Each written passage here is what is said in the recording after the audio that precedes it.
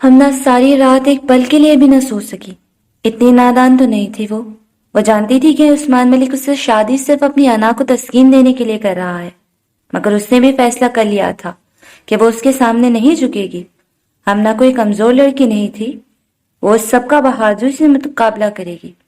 وہ اپنی سوچ کی دنیا میں اس قدر ڈوبی ہوئی تھی کہ اسے فاطمہ بیگم کی آمد کا پتہ نہیں چلا۔ ہمنا اپنا نام پکارے جانے پر اس نے فاطمہ بیگم کی طرف دیکھا۔ وہ جانان کے جانے کے بعد اس کی فکر کر کر کے بہت کمزور ہو گئی تھی۔ فاطمہ بیگم نے ایک باکس ہمنا کے آگے کیا۔ یہ تمہارے نکاح کا جوڑا ہے، ملک صاحب نے بھجوایا ہے۔ ہمنا حیرت سے اپنی ماں کو دیکھ رہی تھی۔ آپ کو یہ سب نارمل لگ رہا ہے؟ یہ نکاح، اس کا جوڑا اور باقی سب آپ کے مطابق کچھ بھی غلط نہیں؟ ہمنا کی باتوں نے فاطمہ بیگم کو سر جھکانے پر مجبور کر دیا۔ ہم کر بھی کیا سکتے ہیں ہمنا، چلنی تو تمہارے ابا کی ہی ہے۔ ہمنا کو اب ان کی ہمیشہ والی بات پر بہت غصہ آیا تھا۔ آپ اس دنیا کی سب سے کمزور عورت اور ماں ہیں، جو آج تک نہ اپنے لیے آواز اٹھا سکی نہ اپنی اولاد کے لیے۔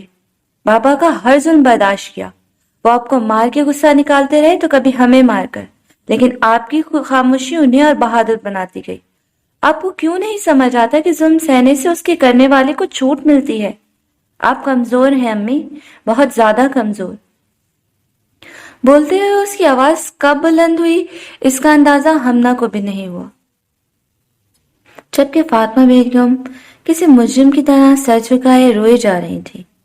ان کی حالت دیکھ کر ہمنا کو بھی پچھتاوا ہوا، مگر اس کے کچھ کہنے سے پہلے فاطمہ بیگم بول اٹھی۔ میرے حالات کا کوئی اندازہ نہیں لگا سکتا، جس کے پاس اس گھر کے علاوہ کوئی ٹھکانہ نہیں تھا، اور ہر روز اس کا شوہر اپنے رشتے کو مجبوری اور احسان کا نام دیتا۔ میں کمزور نہیں تھی ہمنا، مجھے کمزور حالات نے اور میری اولاد نے بنایا۔ فاطمہ بیگم اتنا کہہ کے وہاں سے چلی گئی۔ ہمنا ان کی بات سمجھی تو نہیں تھی، لیکن اپنی باتوں پر اسے بہت زیادہ پچھتاوا ہو رہا تھا۔ بہت سوچنے کے بعد وہ باکس کھول کے عروسی جوڑے کو دیکھنے لگی۔ وہ آف وائٹ کلر کا لباس بلا شبہ بہت زیادہ خوبصورت تھا، لیکن ہمنا کو اپنے لیے کفن کے مترادف معلوم ہوا تھا۔ جانان ڈرتے ہوئے قدم اٹھاتی گھر میں داخل ہوئی۔ اس کی نظر سامنے موجود عورت پر پڑی، جو عمر کے اس دور میں بھی بہت اسٹائلش تھی۔ السلام علیکم، جانان نے مسکرا کر کہا تو ہاتھ میں موجود کتاب سے دھیان ہٹا کے اسے دیکھنے لگی۔ تو تم ہو وہ لڑکی جس کا نکاح بچپن میں حسن نے شایان سے کیا تھا؟ وہ جانان کی سلام کا جواب دیے بغیر بولی۔ جانان نے ہاں میں سر ہلایا۔ شکل سے تو تم اتنی پاگل بھی نہیں لگتی جتنی ہو۔ جانان حیرت سے ان کا چہرہ دیکھنے لگی۔ پاگل بھی ہو اور بے شرم بھی۔ اگر ہم رخصتی کے لیے نہیں آئے تھے تو تم خود منہ اٹھا کے آ گئی۔ واہ، تمہیں کیا لگا کہ بچپن میں جوڑے ہوئے رشتے کی کوئی اہمیت ہوتی ہے؟ وہ رشتہ ایک بچپنے سے بڑھ کے کچھ نہیں ہوتا، بے وقوف لڑکی۔ جانان مجرموں کی طرح سر جھکائے ان کی باتیں سن رہی تھی اور اپنے آنسو روکنے کی مکمل کوشش کرتی رہی۔ جانان کی یہ حالت دیکھ کر وہ خاتون اپنی نوکرانی کو بلانے لگی۔ جاؤ، میرے کمرے میں ایک ریڈ فائل ہے، لے کر آؤ۔ نوکرانی ان سے چابیاں لے کر چلی گئی اور کچھ دیر بعد ایک فائل لا کر بیگم صاحبہ کے ہاتھ میں دی، جسے انہوں نے جانان کے قدموں میں پھینکا۔ لو، پکڑو اسے اور جان لو کہ کیا اہمیت ہے تمہارے میرے بیٹے کی زندگی میں۔ جانان نے وہ فائل اٹھا کر کھول کے دیکھا تو بہت دیر سے روکے ہوئے آنسو ٹوٹ کر ان کاغذات پر گرے۔ وہ اس کا طلاق نامہ تھا، جس پر شایان شاہ کے دستخط بھی موجود تھے۔ کیا ایسے شخص کے لیے وہ یہاں آئی تھی؟ اس شخص کو تو اس کی بہن نے اس کا محافظ بولا تھا۔ اس کی ماں نے اسے بتایا تھا کہ یہ رشتہ دنیا کے تمام رشتوں پر بھاری ہے، سب سے زیادہ مضبوط رشتہ۔ تو پھر ایک سائن سے کیسے ختم ہو گیا؟ جانان روتے ہوئے ان کاغذات کو دیکھ رہی تھی، پھر آنکھوں سے آنسو پوچھتے ہوئے بولی، نہیں، یہ جھوٹ ہے، مجھے شایان سے ملنا ہے۔ وہ یوں ہی ہمارا رشتہ ختم نہیں کر سکتے، میں ان سے ملے بغیر نہیں مانوں گی کسی بھی فیصلے کو۔ جانان نے بہت ہمت کے ساتھ کہا، ٹھیک ہے، تمہاری یہ خواہش بھی پوری کر دیتی ہوں، بلکہ لو، شایان بھی آ گیا۔ انہوں نے سیڑھیوں کی طرف دیکھ کر کہا تو جانان بھی وہیں دیکھنے لگی۔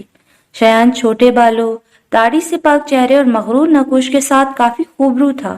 شایان پر نظر پڑتی وہ بھاگ کر اس کے پاس گئی۔ जो हैरत और अजनबियत से उसे देख रहा था। जनान का खौफ सच साबित हुआ था। शयान ने उसे नहीं पहचाना था। शयान, देखो इस बेवकूफ लड़की को और बताओ उसे कि ये पेपर्स तुमने साइन किए हैं और इसे तलाक दे चुके हो। फरीहा बेगम की आवाज पर उसने हैरत से उन्हें देखा और फिर मामले को समझते ही जनान को मुस्कुराते हुए देखने लगा। हाँ जाने मन, मॉम सच कह रही हैं, तलाक दे चुका हूं मैं तुम्हें, लेकिन अब अफसोस हो रहा है। अगर पहले तुम्हें देख लेता तो इतनी जल्दी ना करता। शयान गलीज नजरों से जनान को देखते हुए बोला। जनान को अपने अंदर सब बिखरता हुआ महसूस हुआ। उसे कुछ समझ नहीं आ रहा था कि इर्द गिर्द क्या हो रहा है। उसके कानों में बस शयान के अल्फाज गूंज रहे थे। सुन लिया हो गया सुकून, निकलो अब यहाँ से। आसिया, सामान पैक करो इसका और निकालो इस पागल लड़की को यहाँ से। फरीहा बेगम के कहते ही मुलाजमा ने जनान का बाजू पकड़ा और उसे एक बेजान गुड़िया की तरह खींचते हुए घर से बाहर सड़क पर फेंक दिया। बहुत देर पहले जनान वहीं बैठ के रोती रही थी, फिर अपने सामान और फाइल को हाथ में पकड़े चलने लगी। वो कहाँ जा रही थी वो भी नहीं जानती थी। दारा को आखिरकार बहुत मेहनत के बाद मलिक के अड्डे का पता चल गया था। उसके आदमियों ने दारा से उसके सारे हथियार लेकर उसे अंदर मलिक के पास जाने की इजाजत दी थी। दारा ने उन्हें बताया था कि मलिक के लिए उसके पास एक खुफिया खबर है, जिसको जानने के लिए मलिक ने दारा को अपने पास बुलाया था। हाँ बोल, अब कौन है तू और क्या खबर है? मलिक ने दारा पर एक नजर डालते हुए पूछा। खबर बादशाह के बारे में है। इस वक्त आ गया है और उसकी मौत दारा के हाथ से लिखी है। जिस दारा को अभी तू उसका बता चलेगा। इस बात पर मलिक ने दारा को देखा। तू है दारा? तुझे क्या लगता है? तूने कहा और मैं तुझे बादशाह का पता बता दूंगा। मलिक ने कहका लगाया और अपनी बंदूक उठाकर दारा पर गोली चलाई, जिसे दारा एक तरफ होकर बच गया। उससे पहले कि मलिक कुछ समझ आता, दारा बिजली की रफ्तार से मलिक के पास गया और अपने गले से चैन खींचते हुए उसे मलिक के गले में लपेट दी। दारा का साथी दरवाजे के पास खड़ा था। मलिक के आदमी गोली की आवाज सुनकर कमरे की तरफ लपके थे। दारा ने अपने साथी को इशारा किया तो उसने अपने आस्तीन में छुपी एक छोटी सी पिस्टल निकाली और बहुत तेजी से उसके आदमियों को कोई मौका दिए बगैर गोलियां मार के खत्म कर दिया। 1 सेकंड में तेरी गर्दन तोड़ के तुझे बेजान कर सकता हूं। इससे पहले मुझे बादशाह का पता बता। मैं मर जाऊंगा, लेकिन कुछ बताऊंगा नहीं तुझे। ऐसा क्या? दारा के चेहरे के तासुरात हो गए और उसने चैन की पकड़ मजबूत की। बादशाह के हाथों मरेगा तू। दारा मुस्कुराया। लेकिन पहले तो अपनी फिक्र कर। मार दे, लेकिन तेरे काम नहीं आऊंगा। दारा ने चैन की पकड़ और मजबूत कर दी, लेकिन उसकी सांसें बंद होने से पहले ढीली कर दी। 3-4 बार यही अमल दोहराने से भी वो कुछ ना बोला तो दारा ने उसे छोड़ दिया और फिर अपने साथी से बंदूक लेकर मलिक के मुंह में रख दी।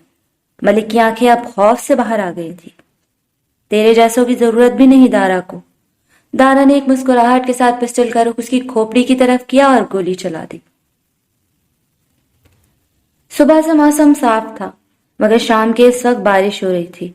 अक्टूबर में होने वाली इस बारिश ने मौसम को और ठंडा कर दिया। दोराब साथ के साथ टैक्सी में बस स्टेशन की तरफ जा रहे थे। कहने को दोराब का ध्यान बाहर कश्मीर के खूबसूरत नजारों पर था, लेकिन उसके ख्यालात का मरकज जानान थी। वो तो उसके साथ बस एक मुसाफिर थी। जिनके रास्ते अलग थे तो उनकी एक मंजिल हो ही नहीं सकती थी। वो किसी और का नसीब है। दोराब अपने दिल को समझा रहा था, मगर दिल भी उसकी मुखालफत करने पर आमादा था। गाड़ी रोको। साद के कहने पर दोराब ने साद की तरफ सवालिया नजरों से देखा तो साद ने खिड़की से बाहर इशारा किया। जानान एक घने दरख्त के नीचे बैठी हुई थी। दोराब और साद गाड़ी से निकलकर उसके पास गए। दोराब जानान के करीब हुआ तो उसकी नजर जानान के भीगे हुए और सर्दी से कपकपाते वजूद पर पड़ी। दोराब घुटनों के बल जानान के सामने गया। जानान? दोराब की आवाज सुनते ही जानान ने एक नजर दोराब को देखा और फिर उसके सीने से लगकर जारो कतार रोकी। दोराब ने परेशानी से साद को देखा, जो खुद हैरत से जानान को देखने में मसरूफ था। जानान, क्या हुआ? दुराब ने अपने कंधों से पकड़ के खुद से जुदा करते हुए इंतहाई नरमी से पूछा। वो कहती हैं कि मैं पागल हूं, मैं बेहया हूं। जानान बहुत ज्यादा रोने की वजह से हिचकियां लेते हुए बोल रही थी। फिर दुराब को देखकर आंसू पोंछकर कहने लगी, आपको पता है उन्होंने मुझे ये सब कहा, लेकिन मुझे बुरा नहीं लगा। लेकिन जो शयान ने कहा और किया ना, उसकी वजह से मेरा सब कुछ मिट गया है, सब कुछ खत्म हो गया। क्या किया शयान ने?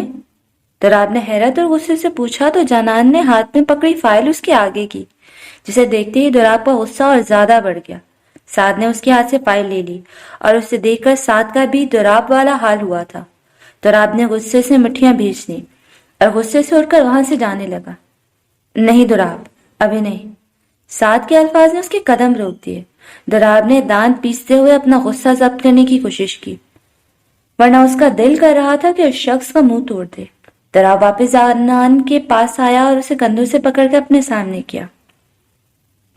उन्होंने ऐसा क्यों किया?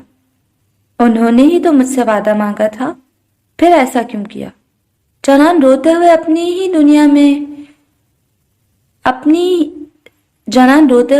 दुनिया जहान की मायूसी लिए पूछ रही थी। मुझे तो लगा था कि वो मुझे देखकर बहुत खुश होंगे, मुझे याद करते होंगे, और उन्होंने। जानान बहुत ज्यादा रो रही थी और उसका हर आंसू दुराब के दिल पर गिर रहा था। जानान ने गुस्से से अपने गले में मौजूद लॉकेट को खींचा और उसे बेदर्दी से सड़क पर फेंक दिया। नहीं चाहिए उनकी दी हुई कोई चीज मुझे, खुदा करे वो कभी। जानान ने अपने आप को बद्दुआ देने से रोका, लेकिन दुराब चाहता था कि वो इस शख्स को ऐसी बद्दुआ दे कि वो जी ना पाए। दुराब ने जानान का चेहरा अपने हाथों में थामा और अपने अंगूठे से उसके आंसू पोंछे। अब एक आंसू भी मत बहाना तुम, वो इन आंसुओं के काबिल नहीं, कोई भी उनके काबिल नहीं। जानान, तुम एक शख्स की वजह से नहीं टूट सकती, क्योंकि तुम कमजोर नहीं हो। जो उसने किया उससे ये साबित हुआ कि वो तुम्हारे काबिल नहीं, और जो तुम्हारे काबिल ही नहीं उसके लिए कैसा दुख। जो शख्स तुम्हारे काबिल होगा उसे ना तो किस्मत तुमसे दूर होने देगी और ना वह खुद तुम्हें दूर कर सकेगा, क्योंकि तुम्हारी दूरी के ख्याल से ही उसकी सांसें थम जाएंगी। दुराब ने फिर से उसके आंसू पोंछे और उसकी आंखों में देखते हुए बोला, अब एक भी कीमती आंसू उसके लिए जाया नहीं करना, और चलो किसी होटल में जाके तुम्हारे कपड़े बदलवाते हैं, वरना बीमार पड़ जाओगी तुम और फिर सच में खांसने लगोगी। दुराब ने उसको मुस्कुरा के कहा तो अपने आंसू साफ करती वो दुराब की आंखों में देखने लगी। साद उसका सामान पकड़ के टैक्सी की तरफ चल दिया। मुझे मेरी आपी से बात करनी है, जानान ने फरमाइश की तो दुराब मुस्कुराने लगा और टैक्सी का दरवाजा उसके लिए खोला। जरूर। बादशाह गुस्से से पागल हो रहा था। बहराम ने उसे बताया था कि जिस आदमी को उसने दारा का पता लगाने के लिए भेजा था उसने मलिक के कमरे में खुफिया कैमरा लगाकर उसमें दारा का चेहरा और आवाज रिकॉर्ड कर ली थी। उसके जरिए बादशाह अपने हर आदमी को दारा के बारे में बता सकता था और फिर दारा का राज सबके सामने खुल जाता तो वो कुछ नहीं कर सकता था। दारा उसकी पकड़ में होता। बादशाह चाहता तो मलिक के अड्डे पर उसे मरवा सकता था, लेकिन उसे दारा जिंदा चाहिए था। अब बादशाह का आदमी शान और दारा के खिलाफ वो सबूत कश्मीर में पाक आर्मी के हाथ लग गए। दारा का तो अब भी पाक आर्मी से बचना नामुमकिन था, लेकिन बादशाह को ये बात हजम नहीं हो रही थी कि दारा को वो अपने हाथों से नहीं मार सकेगा। बादशाह ने गुस्से से अपना हाथ मेज पर मारा। दारा! बादशाह गुस्से से चिल्लाया था। हमना अपनी शादी की जोड़े में खुद को देख रही थी, जिसमें वो नजर लग जाने की हद तक खूबसूरत लग रही थी, लेकिन पहले उसे वो जोड़ा जितना अच्छा लगा था अब इतना ही बुरा लग रहा था, क्योंकि उस जोड़े में हमना की कमर बरहना हो रही थी। इस किस्म के लिबास ने हमना के दिल में आसमान का मकाम और ज्यादा गिरा दिया। अपनी कमर को कवर करने के लिए उसने पार्लर वाली से अपने बाल खुले रहने को कहा था ताकि वो उसकी कमर को ढांप दे, जो पार्लर वाली को तो पसंद नहीं आया था, मगर वो हमना को मजबूर नहीं कर सकी। हमना अपने आने वाली जिंदगी से तो डर रही थी, मगर उसने खुद से हिम्मत करने का वादा किया था। चाहे कुछ भी हो जाए वो मलिक उस्मान के आगे नहीं झुकेगी। वो अपनी माँ की तरह कमजोर होकर अपने आप को उसका खिलौना नहीं बनने देगी। ابھی وہ یہی سوچ رہی تھی کہ اس کا موبائل بجنے لگا۔ انجانے نمبر کو دیکھتے ہی اسے جانان کا خیال آیا تو جلدی سے کال پک کر کے موبائل کان سے لگایا۔ ہیلو آپ ہی؟ جانان کی آواز سنائی دیتے ہی ہمنا کی آنکھیں نم ہو گئی۔ جانو کیسی ہو؟ اور اتنے دن بعد فون کیا، کہاں تھی تم ٹھیک ہو نا؟ اور شایان بھائی کیسے ہیں؟ ہمنا نے ایک ہی سانس میں کئی سوال پوچھ ڈالے، اور جانان جو کب سے رونا ضبط کیے ہوئے تھی ہمنا کی آواز سنتے ہی پھر رونے لگی۔ آپ ہی وہ؟ اس سے پہلے کہ جانان کچھ کہتی، دراب نے اس کے ہاتھ سے فون لے لیا اور اپنے کان کے ساتھ لگایا، جبکہ جانان کے رونے کی وجہ سے ہمنا بہت پریشان ہو گئی اور اس سے پکارنے لگی، جانو کیا ہوا؟ جانان کا یہ نام سن کے دراب کے لب مسکرائے۔ کچھ نہیں ہوا، وہ بس آپ کو بہت یاد کر رہی ہے، اس لیے بہت دکھی ہے۔ ہمنا انجانے آدمی کی آواز سنتے ہی اسے شایان سمجھ بیٹھی۔ شایان بھائی آپ پلیز اس کا بہت خیال رکھیے گا، جانو نادان ہے مگر وہ دل کی بہت زیادہ اچھی ہے، پلیز اسے کبھی دکھ مت دیے گا۔ کس کی بات کر رہی ہو؟ ہمنا نے دروازے میں کھڑے ہوتے ہوئے اپنے باپ کو دیکھا تو فوراً کال کاٹ دی اور اٹھ کھڑی ہوئی۔ کسی کی نہیں۔ سلمان صاحب نے اسے مشکوک نظروں سے دیکھا لیکن خاموش رہے۔ چلو انتظار ہو رہا ہے تمہارا۔ ہمنا نے ایک گہرا سانس لیا اور سلمان صاحب کے ساتھ چل دی۔ اس کی نئی زندگی اس کے انتظار میں تھی، لیکن اب وہ جانان کے حوالے سے مطمئن تھی کیونکہ وہ شایان کے پاس پہنچ گئی تھی۔ جانان اب غصے سے دراب کو دیکھ رہی تھی۔ آپ نے مجھے آپ ہی سے بات بھی نہیں کرنے دی، جانان شکوہ کناں آنکھوں سے اسے دیکھتے ہوئے بولی۔ اگر تم انہیں اس طرح سے سب کچھ بتا دیتی تو وہ کتنا پریشان ہوتی۔ جب ان کے پاس جاؤ گی تب سب کچھ بتا دینا، اس طرح انہیں حوصلہ تو ہوگا کہ تم ان کے سامنے بالکل سلامت ہو۔ دراب نے اسے سمجھایا تو وہ بھی ہاں میں سر ہلانے لگی۔ آپ کا بہت شکریہ، آپ نے میرے لیے بہت کچھ کیا، اگر مجھے موقع ملا تو آپ کے لیے بھی کچھ نہ کچھ کروں گی۔ دراب اس کی بات پر مسکرایا اور اس سے ہوٹل چلنے کا کہا جہاں اس کے پہنچنے سے پہلے ساتھ کھانا منگوا چکا تھا۔ لو گڑیا یہ ڈش ٹرائی کرو، یہاں کی سب سے فیمس ڈش ہے۔ جانان نے ہاں میں سر ہلایا تھا۔ سعد اور دراب اس کا دل بہلانے کی مکمل کوشش کر رہے تھے۔ وہ نہیں چاہتے تھے کہ جانان ایسا افسردہ منہ بنا کر رہے۔ تمہیں ایک بات بتاؤں گڑیا، دراب نے 12 سال کی عمر میں ایک بڑے آدمی سے لڑائی ڈال لی تھی اور اسے ہرایا بھی تھا، جس کی وجہ سے وہ آدمی بہت شرمندہ ہوا۔ دراب نے اس واقعے پر سعد کو گھور کر دیکھا لیکن وہ چپ نہیں رہا۔ پھر؟ جانان نے دلچسپی سے پوچھا۔ اگلے دن اسے اسکول جا کر پتا چلا کہ وہ آدمی تو اس کا نیا ٹیچر تھا، اور پھر وہ روزانہ دراب کو کلاس کے سامنے ڈنڈے لگاتا تھا، وہ بھی پیٹھ پر۔ جہاں جانان اور سعد ہنس رہے تھے وہیں دراب منہ بنا کر دونوں کو کھا جانے والی نظروں سے دیکھ رہا تھا۔ چپ چاپ کھانا کھاؤ۔ دراب کے روب جمانے کی کوشش کو دیکھ کر وہ دونوں ہنسنے لگے تھے، جبکہ دراب کے لیے جانان کے چہرے پر آنے والی مسکراہٹ بہت قیمتی تھی۔ جانان نے کھانا کھاتے ہوئے دراب کی طرف دیکھا اور پھر سے کھانا کھانے میں مصروف ہو گئی۔ نکاح کی رسم ادا ہو چکی تھی۔ ہمنا ہمیشہ کے لیے عثمان ملک کے نام کر دی گئی تھی۔ سب لوگ انہیں مبارکباد دے رہے تھے، جس نے ہمنا کو کوئی فرق نہیں پڑ رہا تھا۔ وہ بت بنے عثمان کے ساتھ کھڑی تھی۔ سلمان صاحب، میں اپنی بیوی کو اپنے ساتھ لے کر جانا چاہوں گا۔ عثمان کی اس بات پر سب نے اسے حیرت سے دیکھا۔ لیکن آپ نے تو ابھی صرف نکاح کا بولا تھا، رخصتی تو بعد میں ہونی تھی نا۔ سلمان صاحب بھی اس کی بات پر حیران ہوئے۔ اب جب نکاح ہو گیا تو انتظار کرنے کا کوئی جواز نہیں بنتا۔ ہمنا میری بیوی ہے اور میں اسے جب چاہوں اپنے ساتھ لے کر جا سکتا ہوں۔ ہم الیکشن کے بعد ولیمہ کر کے یہ شادی اناؤنس کریں گے۔ عثمان نے ہمنا پر پورا حق جتایا تھا۔ ٹھیک ہے، جیسے آپ کی مرضی۔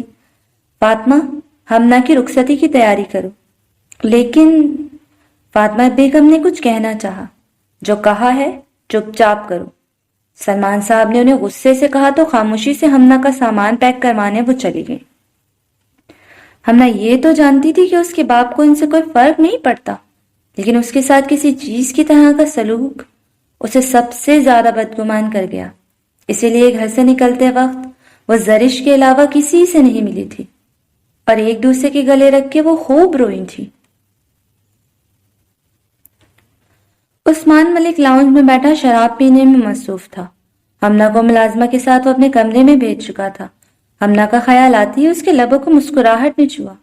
اسے لگا تھا کہ جانان جیسی معصوم لڑکی کو حاصل کرنا دلچسپ ہوگا، مگر جو سکون وہ ہمنا کو حاصل کر کے محسوس کر رہا تھا اس کی توقع نہیں تھی اسے۔ وہ ہمنا کو جھکانا چاہتا تھا، اس کے غرور کو پاش پاش کرنا چاہتا تھا۔ اس نے گلاس میں موجود شراب کو ایک ہی گھونٹ میں پیا اور اپنے کمرے کی طرف چل دیا جہاں اس کی بیوی اس کا انتظار کر رہی تھی۔ لیکن یہ خوش فہمی اس کی کمرے میں داخل ہوتے ہی دور ہو گئی۔ ہمنا آئینے کے سامنے اپنا کھڑا زیور اتار رہی تھی۔ عثمان کی طرف اس نے دیکھنا تک گوارا نہیں کیا تھا۔ ابھی تک وہ نکاح والے لباس میں موجود تھی، لیکن دوپٹہ اس نے سر سے ہٹا کر کندھوں پر پھیلایا ہوا تھا اور اس کے لمبے سیاہ بال کمر پر پھیلے ہوئے تھے۔ عثمان کے قدم بے ساختہ طور پر اس کی طرف اٹھے۔ ہمنا نے ایک نظر عثمان کو دیکھا اور اپنے کپڑے پکڑ کے واش روم جانے لگی۔ عثمان کو اس کی یہ حرکت ناگوار گزری تو اس نے آگے بڑھ کے ہمنا کا ہاتھ تھام لیا۔ کہاں جا رہی ہو؟ شاید تمہیں پتہ نہیں کہ اچھی بیویاں شوہر کا انتظار کرتی ہیں۔ یہ تمہارا خواب ہی رہے گا کہ میں تمہارا انتظار کروں۔ اچھی طرح سے سمجھتی ہوں میں کہ اپنی انا کی تسکین کے لیے تم نے مجھ سے شادی کی، لیکن یہ مت سمجھنا کہ باقی لڑکیوں کی طرح تمہاری غلام بن کے رہوں گی۔ ہمنا بہت ہمت کر کے بول رہی تھی، جبکہ اس کی ان باتوں پر عثمان کے لب مسکرائے اور اس نے ہمنا کو اپنی طرف کھینچا تو وہ کسی ٹوٹی ہوئی ڈالی کی طرح اس کی سینے سے آ لگی۔ میری چوزی، تم تو بہت بہادر ہو۔ اتنا کہہ کے عثمان نے ایک ہاتھ اس کی کمر پر رکھا اور دوسرے سے اس کا دوپٹہ اتار کے سائڈ پر پھینکا۔ عثمان کی اس حرکت سے ہمنا اندر تک کام گئی اور اپنے آپ کو چھڑانے کی کوشش کرنے لگی۔ اس نے خود کو پھر سے ہمت دی کہ وہ کمزور نہیں پڑے گی۔ عثمان اس کی طرف جھکنے لگا تو ہمنا نے اپنی پوری طاقت لگا کے عثمان کو دھکا دیا اور وہ بھی نشے میں ہونے کی وجہ سے لڑکھڑا کے پیچھے ہوا۔ ہمنا نے انتہائی غصے سے عثمان کو دیکھا۔ مرد ہو، طاقتور ہو تو کچھ بھی کرو گے، آئندہ میرے قریب آنے کی ہمت نہ کرنا۔ ہمنا بہادر ضرور تھی، مگر تھی تو لڑکی، مرد سے کمزور۔ اس لیے وہ اپنے جسم کی کپکپاہٹ کو چھپانے کی کوشش کرتے ہوئے بولی۔ عثمان غصے سے اس کے پاس آیا اور اس کے چہرے کو سختی سے اپنے ہاتھ میں پکڑ لیا۔ بیوی ہو تم میری، حق رکھتا ہوں تم پر، جو چاہے کر سکتا ہوں تمہارے ساتھ اور کوئی بھی نہیں روک سکتا مجھے، تم بھی نہیں، عثمان نے دانت پیستے ہوئے کہا۔ ہمنا پہلے بہت ڈر گئی تھی، مگر پھر ہمت کر کے ہاتھ اس کی کلائی پر رکھ کر اپنے منہ سے اس کا ہاتھ ہٹایا۔ ضرور کر سکتے ہو، لیکن حق کو پانے اور حاصل کرنے میں بہت فرق ہوتا ہے۔ تم اپنا حق حاصل تو کر لو گے، لیکن میری مرضی کے بغیر پا نہیں سکتے، اور اگر تمہیں لگتا ہے کہ مجھے زبردستی حاصل کر لو گے تو توڑ دو گے تو تمہاری خوش فہمی ہے، یہ چاہے تو کوشش کر لو۔ ہمنا اس کی آنکھوں میں آنکھیں ڈال کر بہادری سے بول رہی تھی۔ عثمان کچھ دیر اس کی آنکھوں میں جاگتا رہا اور پھر اسے چھوڑ دیا۔ ہمنا نے اپنے کپڑے پکڑے اور واش روم میں چلی گئی۔ عثمان کچھ دیر کھڑا واش روم کے دروازے کو دیکھتا رہا اور پھر غصے سے کمرے سے نکل گیا۔ آج کی جنگ ہمنا جیت گئی تھی۔ نوراب نے ساتھ کو معاملات کی خبر لینے بھیجا تھا۔ رات کے 12 بج گئے تھے اور اس کا کچھ اتا پتہ نہیں تھا۔ نوراب کو پریشانی کے ساتھ غصہ بھی آ رہا تھا۔ ہوٹل میں اس نے 2 کمرے بک کروائے تھے اور اسے جانان کو اپنی بیوی بتانا پڑا تھا، نہیں تو کمرہ ملنا مشکل ہو جاتا۔ لیکن کھانے کے بعد اس نے جانان کو ایک کمرے میں بھیج دیا اور خود دوسرے کمرے میں ساتھ کے ساتھ رکنے کا ارادہ کیا۔ دوراب ساتھ کے بارے میں سوچ رہا تھا جب اس کے کمرے کا دروازہ بجا۔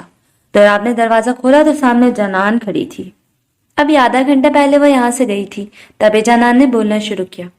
اور میرا کمرہ بالکل اچھا نہیں ہے، وہ اتنا بڑا ہے، مجھے وہاں اکیلے ڈر لگتا ہے۔ کچھ نہیں ہے جانان، جاؤ اور آرام کرو، دوراب بیزاری سے بولا۔ اسے کمزوری سے چڑ تھی۔ او جانان ہر دوسری چیز سے ڈرتی تھی، لیکن وہ ابھی تک وہیں کھڑی تھی۔ دوراب نے سوالے نرزو سے اس کا چہرہ دیکھا۔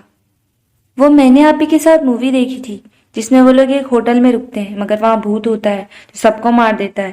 تب آپ ہی نے بتایا تھا کہ اگر وہ سب اکیلے اکیلے نہیں سوتے تو آج زندہ ہوتے۔ اگر اس ہوٹل میں بھی بھوت ہوا تو؟ جانان کی بات پر دوراب کو سچ میں اس کی دماغ کی حالت پر شک ہونے لگا۔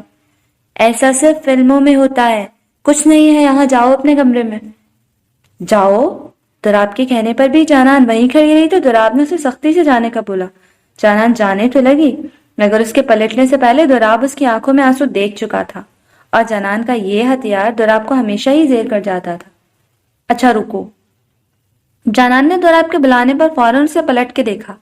دوراب نے اپنے کمرے کی طرف اشارہ کیا۔ بس ایک اشارے کی دیر تھی، جنان جلدی سے اس کے کمرے میں چلی گئی۔ دوراب نے بیڈ کی طرف اشارہ کیا تو جنان نے بیڈ میں گھس کر کمبل اوڑھ لیا۔ دوراب خاموشی سے کمرے میں موجود صوفے پر بیٹھ گیا۔ کمرے میں کافی دیر خاموشی رہی، پھر اس خاموشی کو جنان کی آواز نے توڑا۔ آپ کو پتہ ہے آپ بھی اچھے ہیں، پر 7 بھائی سے کم۔ دوراب نے جنان کو دیکھا جو اب سونے لگی تھی اور سارا وقت وہ دوراب کی نظروں کے حصار میں رہی۔ دوراب نے ابھی آنکھیں بند ہی کی تھی جب کمرے کا دروازہ بجنے لگا۔ دوراب جلدی سے دروازے کی طرف بڑھا، باہر سعد کو دیکھ کر فوراً دروازہ بند کر کے اس کے پاس گیا۔ بادشاہ نے ملک کو چارہ بنایا تھا۔ اس کے آدمی نے کمرے میں خفیہ کیمرہ لگا کر ہماری صورتیں بادشاہ تک پہنچانے کا سوچا، لیکن وہ آدمی کشمیر سے نکلنے سے پہلے پاک فوج کے ہاتھ لگ گیا۔ پاک فوج دارا کے بارے میں جان گئی ہے۔ سعد خاموش ہوا تو دوراب نے اسے سوالیہ نظروں سے دیکھا۔ وزان کل صبح کے 12 بجے اسلام آباد ہمارا انتظار کرے گا، ہمیں وہاں پہنچنا ہوگا۔ دوراب، اب ہم پاکستان فوج سے کیسے بچ جائیں گے؟ سعد نے دوراب کے بے فکر چہرے کو دیکھا تو اس سے پوچھنے لگا، کیونکہ مسئلہ اتنا چھوٹا بھی نہیں تھا۔ جانتا تھا میں بادشاہ کے اس آدمی اور اس کے خفیہ کیمرے کے بارے میں۔ مجھے یہ بھی پتا تھا کہ ملک منہ نہیں کھولے گا، کیونکہ بادشاہ کا سب سے خاص آدمی اتنا بھی کمزور نہیں ہو سکتا۔ اس لیے میں چاہتا تھا کہ بادشاہ ہمارے بارے میں جانے اور خود ہم تک پہنچے۔ یہ بادشاہ کا خواب ہی رہے گا کہ وہ دارا کو اپنا بچگانہ منصوبوں سے پھنسا لے، لیکن یہ اندازہ نہیں تھا کہ بیوقوف آدمی آرمی کے ہاتھ لگ جائے گا۔ دوراب نے سنجیدگی سے اسے بتایا۔ اب سعد نے آگے کا پلان جاننا چاہا۔ ہم کل جنان کو اسلام آباد کے ریلوے اسٹیشن سے لاہور کی ٹرین میں بٹھا دیں گے اور خود وجدان کے ساتھ جائیں گے۔ دوراب کی بات سے سعد کا پارا ہائی ہو گیا۔ تم اسے واپس بھیج رہے ہو؟ تم اندھے ہو دوراب، یا جان بوجھ کر کبوتر کی طرح آنکھیں بند کر رہے ہو؟ نہ چاہتے ہوئے بھی سعد کی آواز بلند ہوئی۔ کیا کہنا چاہتے ہو؟ دوراب کے چہرے پر کوئی خاص تاثر نہیں تھا۔ محبت کرتے ہو تم اس سے؟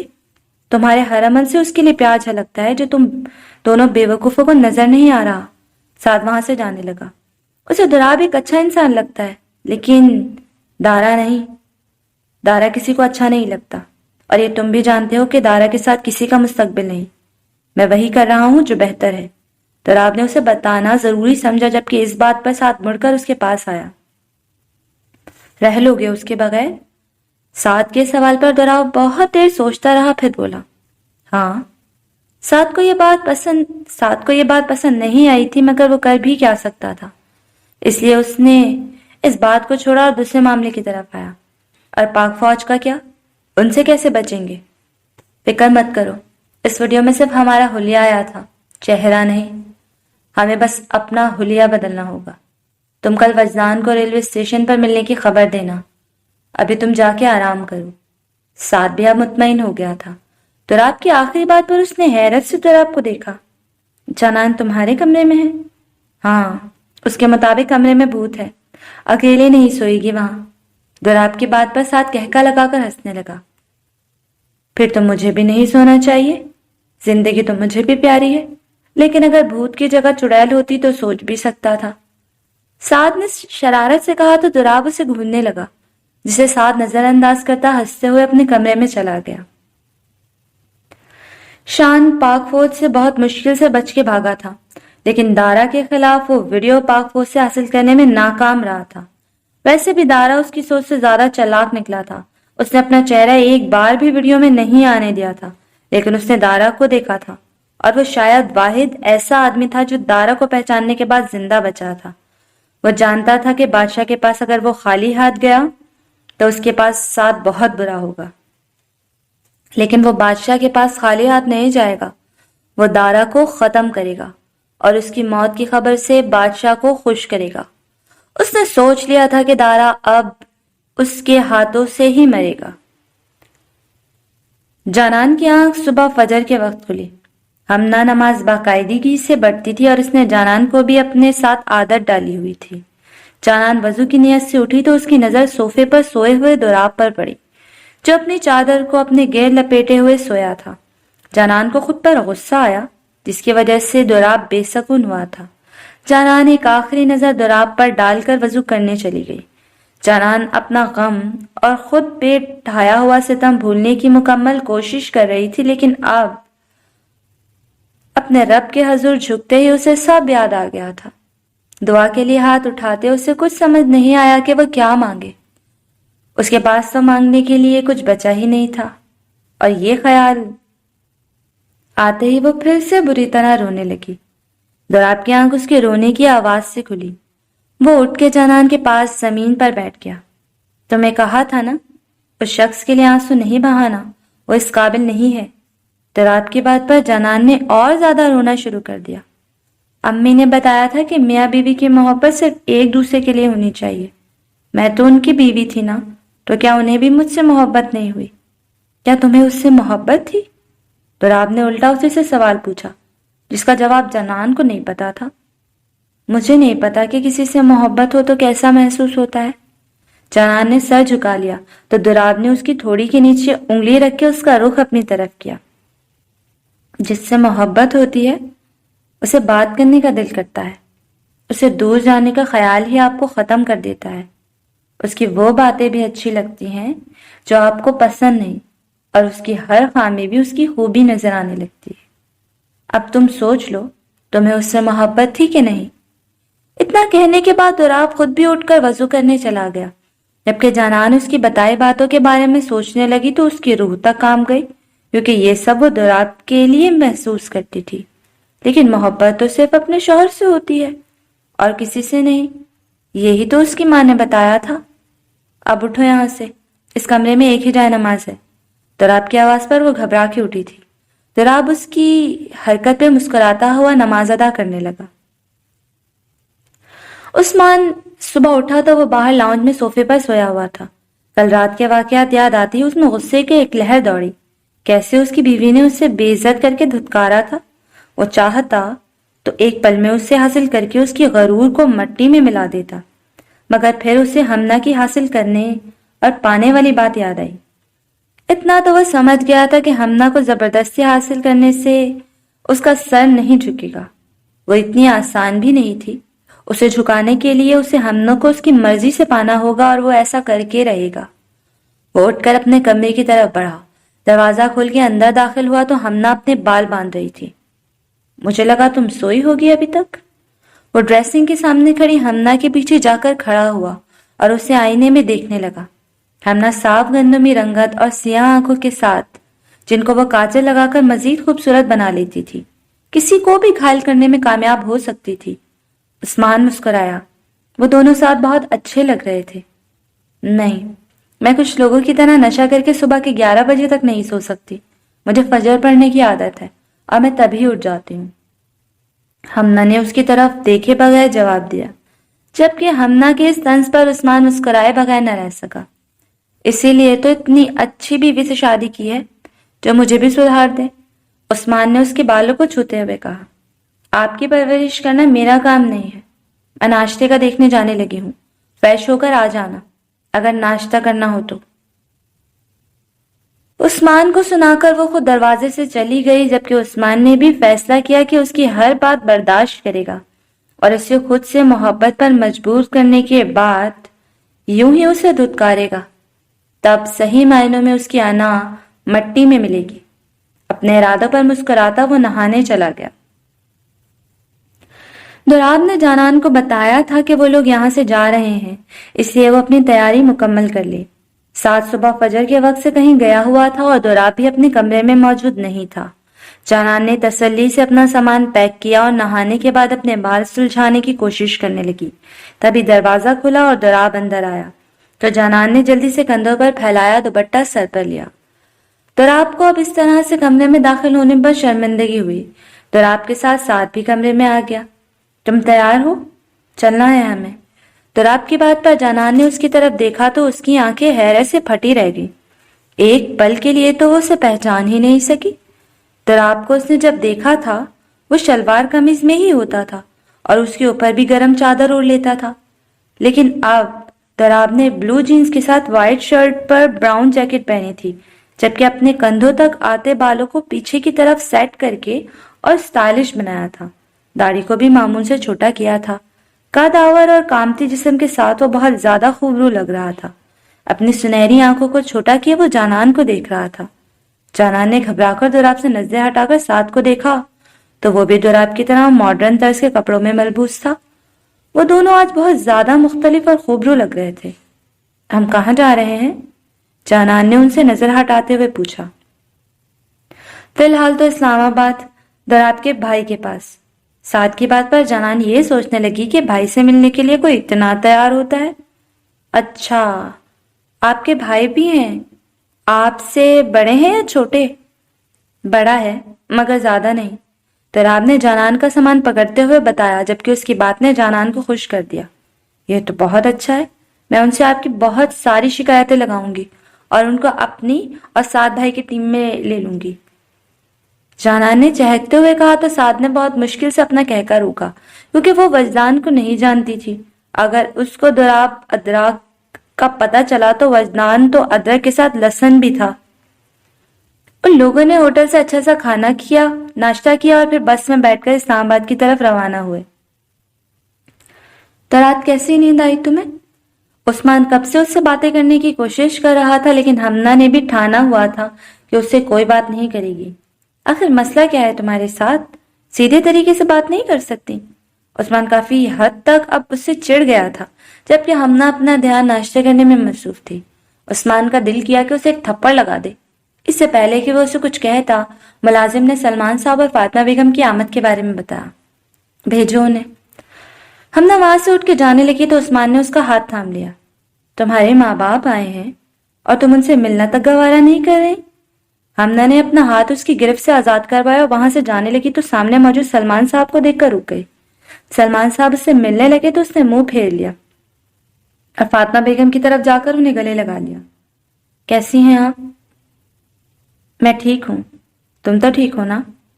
انہوں نے حمنا سے پوچھا تو وہ ان کا ہاتھ تھام کے اپنے کمرے کی طرف چل گئی تھی۔ کمرے میں لا کر اس نے انہیں صوفے پر بٹھایا اور خود زمین پر بیٹھ گئی۔ آپ میری فکر نہیں کریں امی، آپ کی بیٹی بہت بہادر ہے، ایسے شخص سے ڈر کے نہیں جھکے گی۔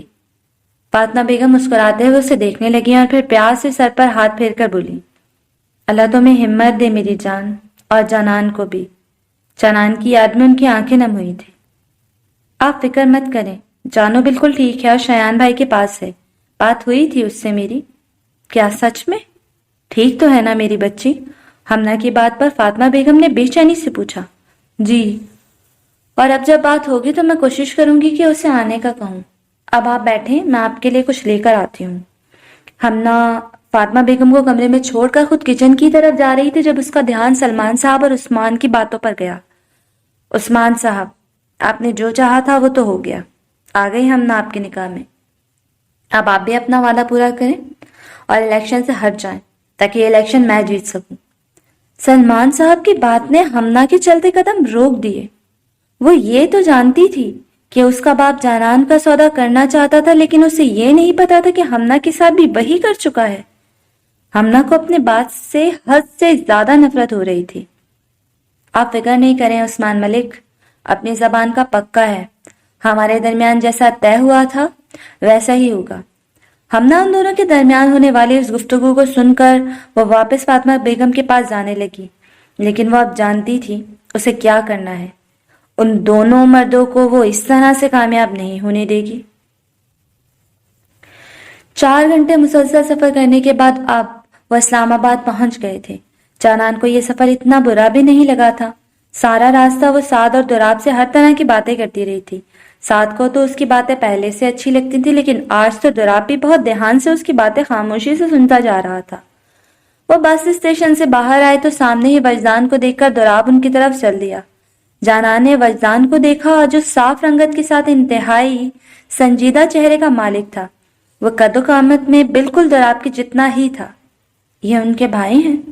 جانان نے شرارت سے سعد سے پوچھا تو سعد نے فوراً بتا دیا، کیونکہ جانان کا وجدان سے بات کر کے جو چہرہ بنتا تھا، سعد کو وہ دیکھنے کا شدت سے انتظار تھا۔ سعد کے بتاتے ہی جانان جلدی سے وجدان کے پاس جا کر کھڑی ہو گئی۔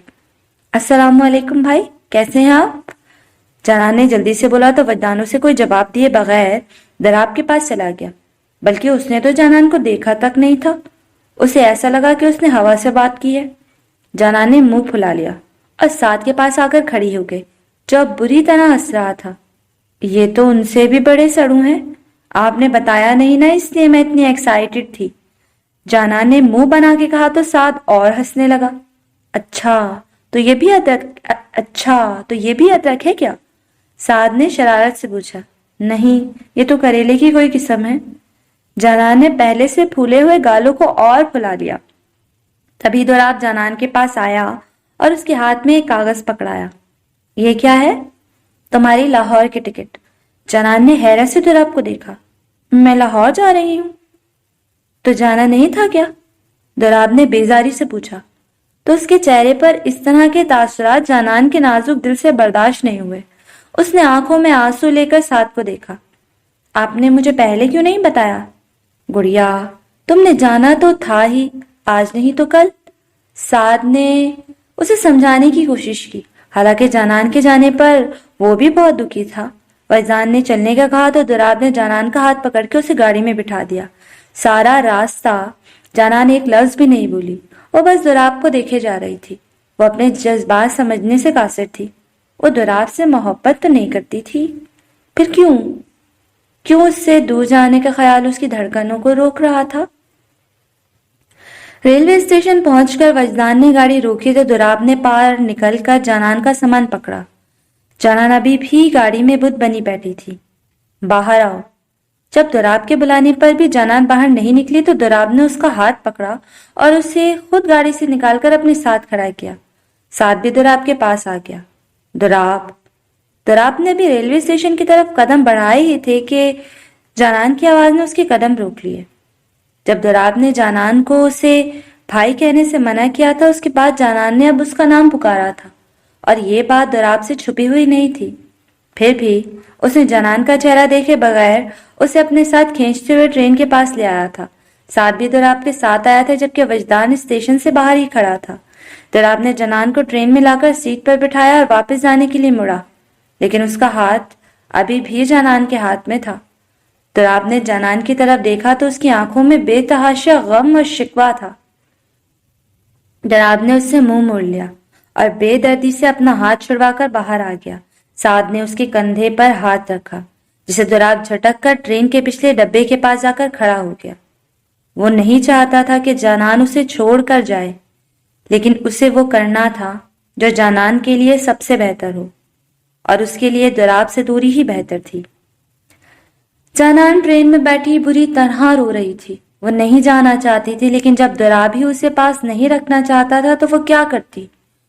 دوراب کا خیال آتے ہی اٹھ کر ٹرین کے دروازے میں آ گئی اور دوراب کو دیکھنے لگی، جو کچھ فاصلے پر اس کی طرف پیٹ کیے کھڑا تھا اور سعد اسے کچھ کہہ رہا تھا۔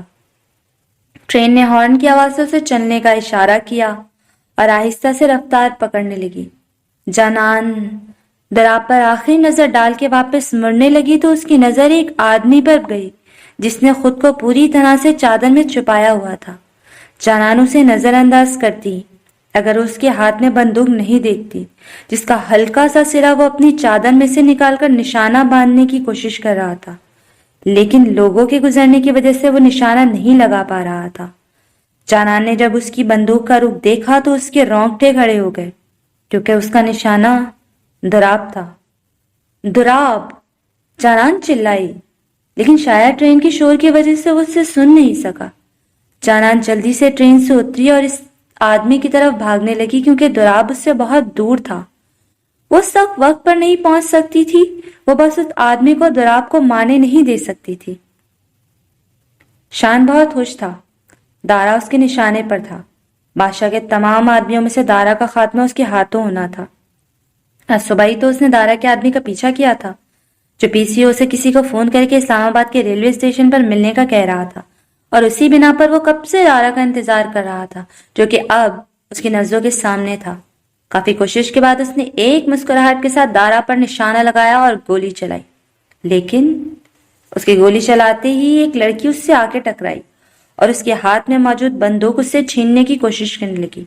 اس آدمی کو کچھ سمجھ نہیں آ رہا تھا، اس نے لڑکی کو زور سے دھکا دیا، لیکن وہ بری طرح سے اس کے بازو سے چپکی اس کی بندوق پر جھپٹ رہی تھی، اور اس جھپٹا جھپٹی میں اس کی چادر بھی اس سے پرے ہٹ گئی۔ اب اس کو ایک ہی حل نظر آیا تھا۔ اس نے بندوق کا رخ اس لڑکی کی طرف کیا اور گولی چلا دی۔ دراب کا دل اس سے بغاوت پر اترا تھا۔ جانان اس کی محبت تھی، اس کی چاہت تھی۔ اس کی جدائی دراب کیسے برداشت کر رہا تھا یہ وہی جانتا تھا۔ آنسو نکلنے کی مکمل کوشش کر رہے تھے مگر دراب نے بے رحمی سے انہیں قید ہی رکھا تھا۔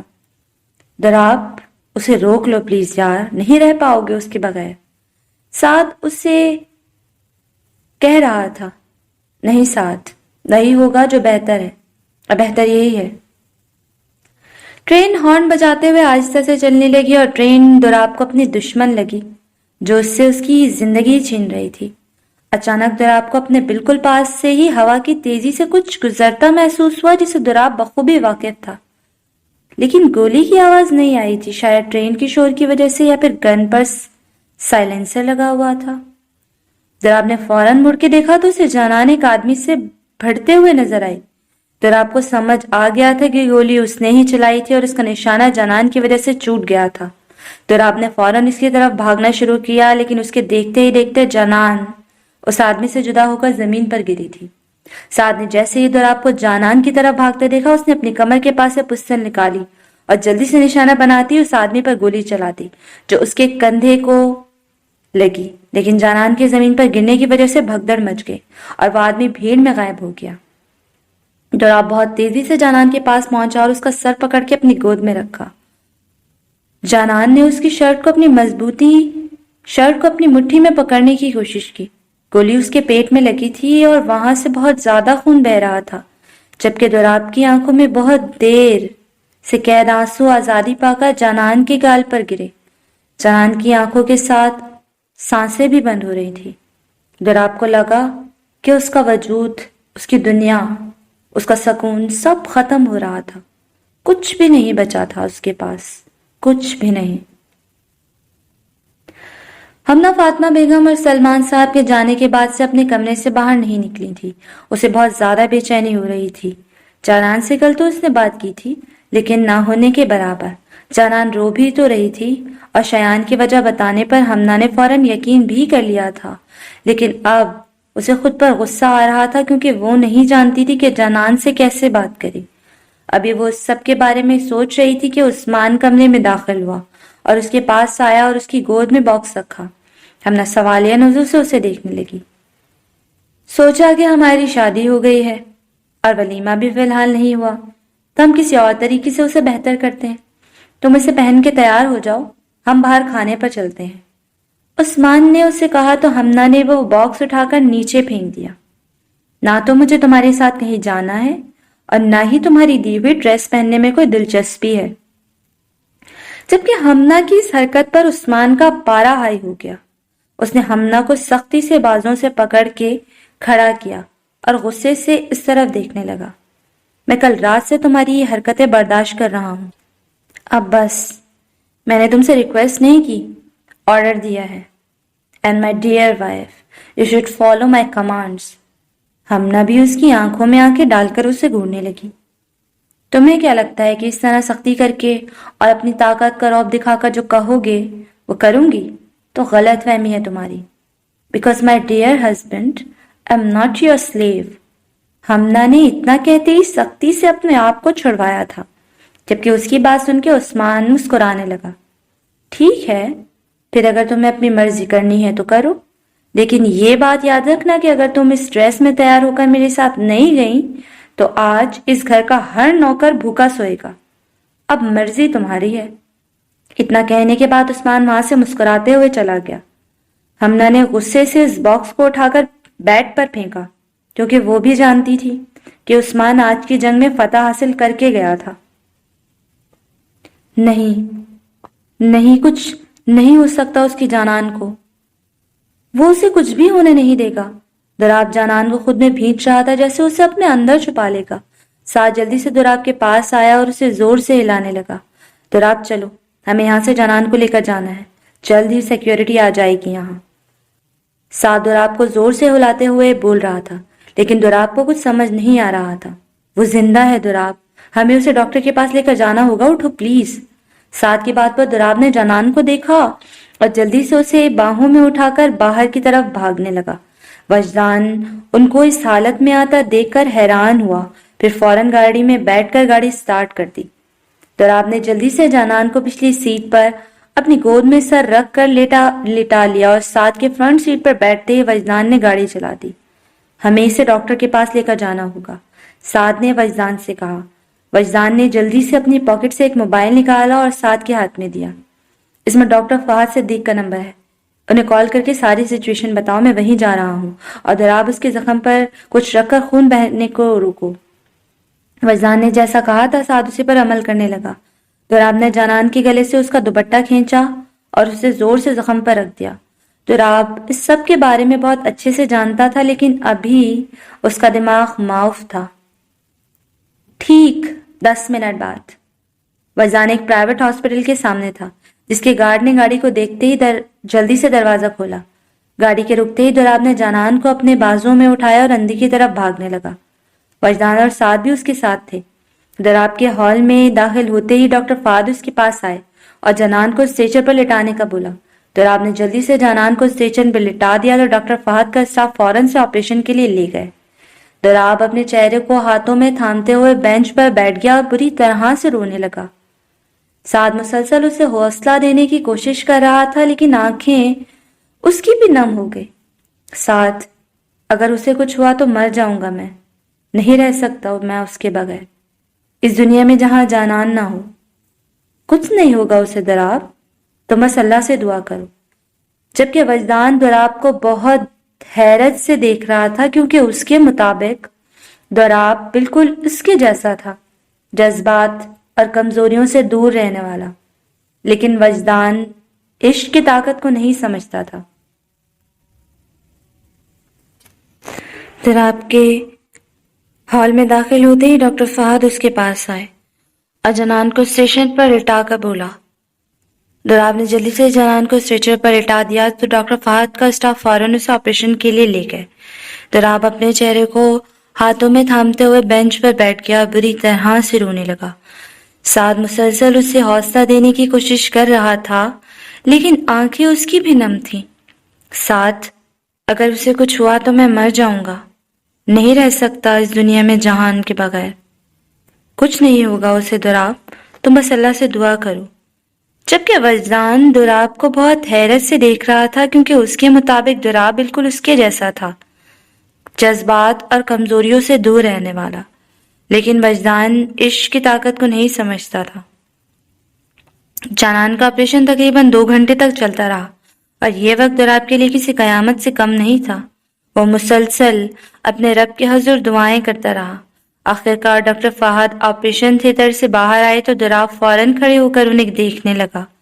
ان کا بہت زیادہ خون بہہ گیا تھا۔ اسے تو میں نے ہینڈل کر لیا، لیکن ڈر اور خوف کی وجہ سے ان کا نروس بریک ڈاؤن ہوا ہے، جس کی وجہ سے انہیں ہوش نہیں آ رہا۔ اگر جلد انہیں ہوش نہیں آیا تو وہ کوما میں جا سکتی ہیں۔ دعا کریں کہ انہیں ہوش آ جائے۔ ڈاکٹر فہد کی باتیں دراب کے اعصاب پر ہتھوڑے کی طرح برس رہی تھیں۔ وہ بس اتنا جانتا تھا کہ اگر جنان کو کچھ ہو گیا تو دراب خود کو ختم کر دے گا یا دارا اس دنیا کو۔ شایان جلد از جلد اسلام آباد سے نکلنا چاہتا تھا۔ دارا اسے دیکھ چکا تھا اور یہ بات اس کے حق میں بہت بری ثابت ہوگی۔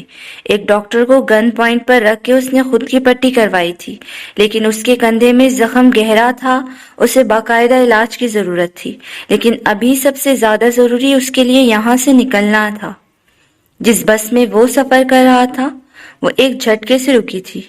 ایک آدمی چہرے کو نقاب سے ڈھانپے اور ہاتھ میں بندوق لیے بس میں داخل ہوا۔ اس نے سب مسافروں پر نظر دوڑائی جو بہت ڈر چکے تھے، لیکن اس پر نظر رکھتے ہی سیدھا اس کی طرف آیا اور اسے گریبان سے پکڑ باہر لے جانے کی کوشش کرنے لگا۔ کسی نے بھی اسے روکنے کی کوشش نہیں کی تھی۔ اس نے اپنی بندوق نکالنا چاہی، جسے اس نقاب پوش نے ناکام کر دیا اور اسے بندوق چھین کر اسے بند گاڑی میں ڈالنے لگا۔ اب خوف سے اس کے ہاتھ پاؤں پھول رہے تھے، جبکہ مخالف نے اس کے خوف کو حقارت سے دیکھا۔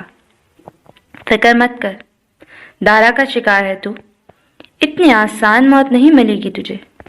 اتنا کہہ کر اس نے ایک رومال اس کے منہ پر رکھ کر اسے بے ہوش کر دیا۔ ہمنا بہت لگن سے تیار ہوئی تھی۔ وہ جان بوجھ کر بہت زیادہ خوبصورت لگنا چاہتی تھی تاکہ عثمان کو اپنی اہمیت دکھا سکے۔ وہ سیڑھیاں اتر کر نیچے آنے لگی تو لاؤنج میں کھڑے عثمان نے اس پر ایک نظر ڈالی اور پھر ہٹانا ہی بھول گیا۔ عثمان کے دیے ہوئے لائٹ پنک کلر کے فراک میں ہلکے میک اپ کے ساتھ بالوں کو کھلا چھوڑے وہ نظر لگ جانے کی حد تک خوبصورت لگ رہی تھی۔ عثمان کا دل اسے پانے کے لیے اور زیادہ مچلنے لگا تھا۔ چلیں؟ عثمان کے قریب کھڑی وہ ایک ادا سے پوچھ رہی تھی تو عثمان نے نہیں میں سر ہلایا۔ کوئی چادر لو، تم عثمان ملک کی ملکیت ہو اور تمہیں اس طرح سے دیکھنے کا اختیار صرف میرا ہے۔ جبکہ ہمنا کو اس کی بات بری نہیں لگی تھی کیونکہ وہ خود بھی بے پردگی کو پسند نہیں کرتی تھی، اس لیے جلدی سے چادر اوڑھ کے آئی اور عثمان کے ساتھ گاڑی میں بیٹھ گئے۔ عثمان خاموشی سے گاڑی ڈرائیو کر رہا تھا اور ہمنا لاہور کی رونق دیکھنے میں مصروف تھی۔ اس نے ایک نظر عثمان کو دیکھا جو پینٹ کوٹ میں بہت زیادہ خوبصورت لگ رہا تھا۔ ہمنا کو سمجھ نہیں آ رہا تھا کہ عثمان اس طرح سے جانان سے کیوں شادی کرنا چاہتا تھا، حالانکہ کوئی بھی لڑکی اس کی خوبصورتی اور دولت پر فدا ہو سکتی تھی، کہیں وہ جانان سے محبت۔ ہمنا نے اس خیال کو اپنے دماغ سے جھٹک دیا۔ آخر کار وہ ریسٹورنٹ پہنچ گئے جہاں عثمان نے ان کے لیے پرائیویٹ روم بک کروایا تھا۔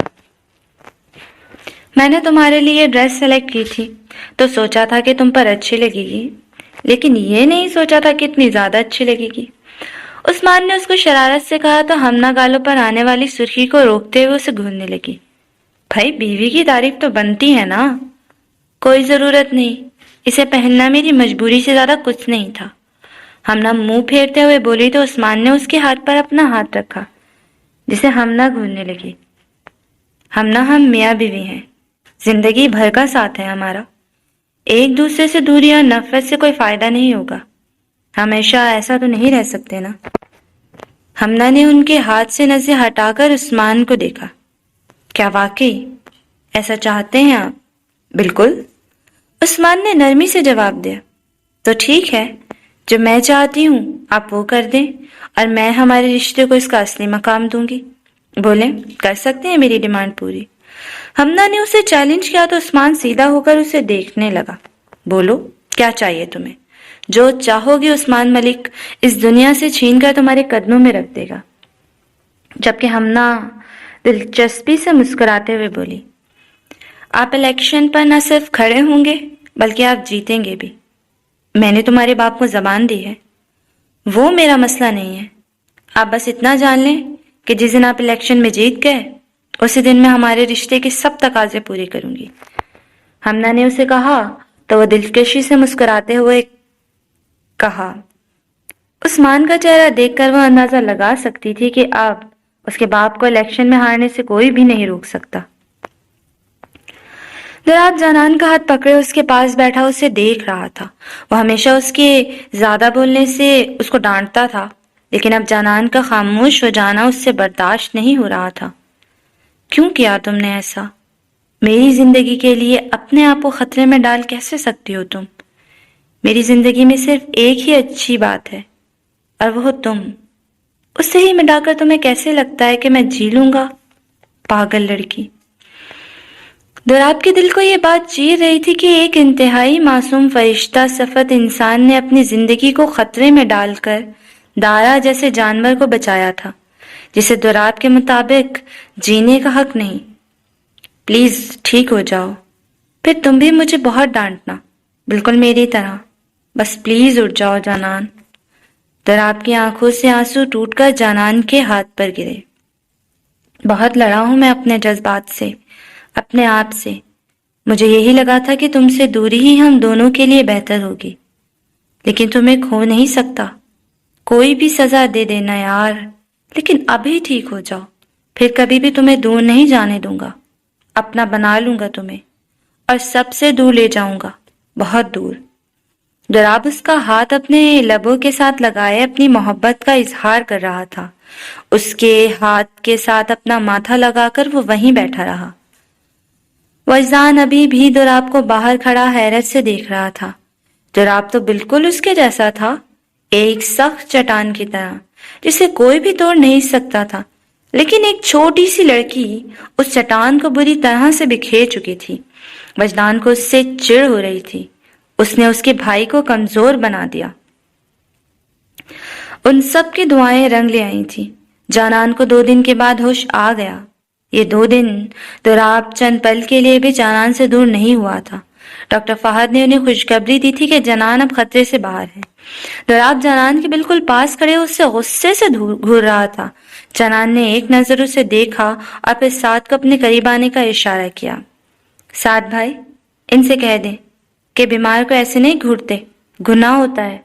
سعد کے قریب ہوتے ہی جانان نے ہلکے سے اسے کہا تو سعد اس کی شرارتی باتیں سن کر مسکرا دیا۔